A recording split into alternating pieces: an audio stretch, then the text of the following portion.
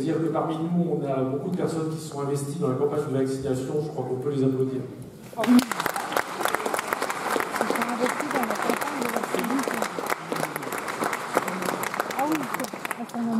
Une jeune fille qui va bien a été présentée cette année à la Semaine de la critique du Festival de Cannes. Et donc on a la chance d'avoir parmi nous Charles Tesson, qui est dans le jury à Rasdez et qui était jusqu'à cette année le délégué général de la Semaine de la critique. Donc je vous demande de l'accueillir.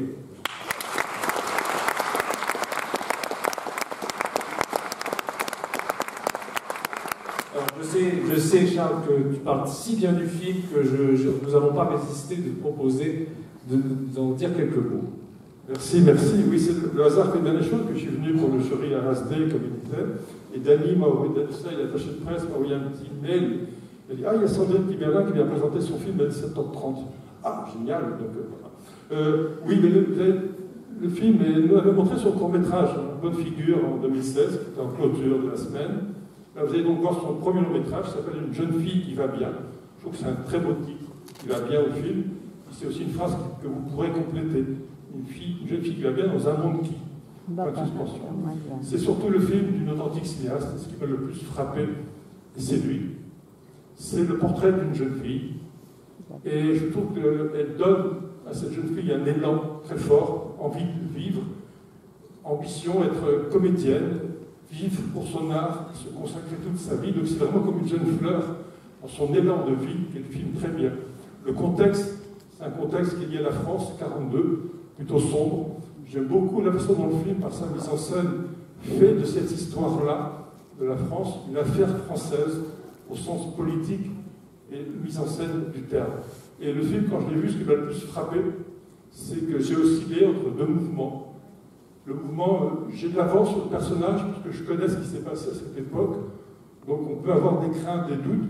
Et le moment où le film m'a accueilli, il m'a emmené dans l'énergie de cette jeune fille, qui est interprétée par Rebecca Marder, qui est absolument formidable. Donc cette oscillation est une des grandes forces de ce film, qui est vraiment magnifique, très beau, très bouleversant, très fort, et aussi, par son sujet, très contemporain.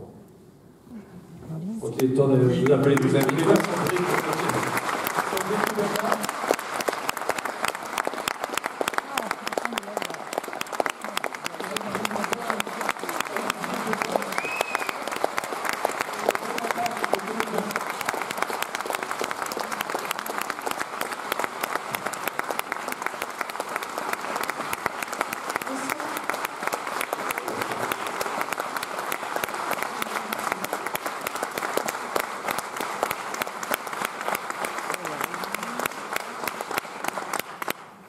C'est beau de voir tout cela.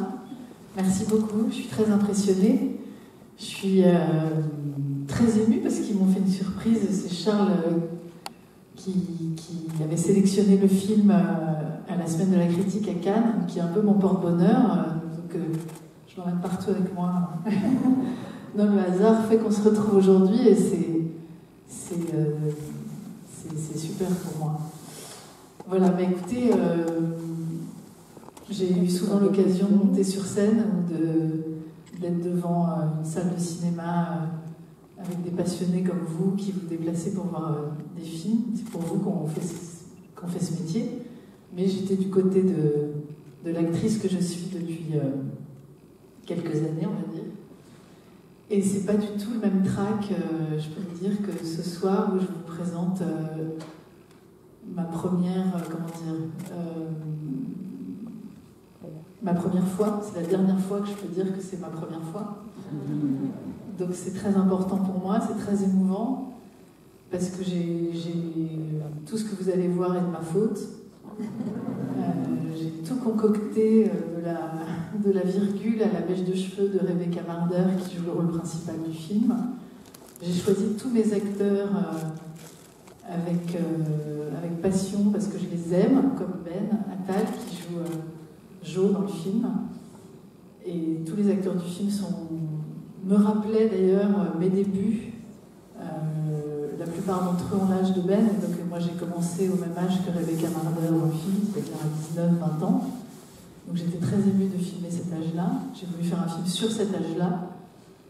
Et je remercie mon producteur d'avoir cru en moi. Voilà. Et toute mon équipe et tous les gens qui ont cru dans mon histoire, voilà. Je pense encore plus aujourd'hui, je dois dire, avec cette date qui a changé nos vies à jamais, ce 13 novembre, même si c'est pas du tout le contexte du film, même si ça n'a pas de rapport, je pense quand même à Irène, dans mon film, symbolise toutes les Irènes du monde, toutes les Irènes d'hier, d'aujourd'hui et de demain, je le crains. Donc voilà, je vous laisse découvrir le film et merci encore d'être là et bonne projection et à tout à l'heure.